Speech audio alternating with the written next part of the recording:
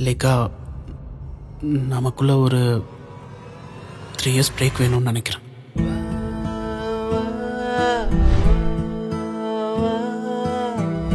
பிரேக்னா புரியல.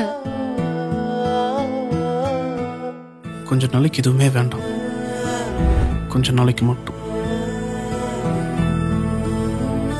நான் இல்லாம நீ என்னடா பண்ணுவ?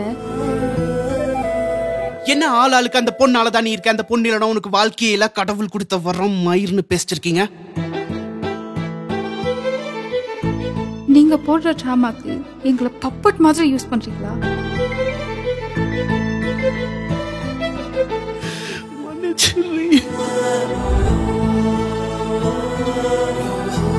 நீ என்னை விட்டு போக மாட்டல சித்து?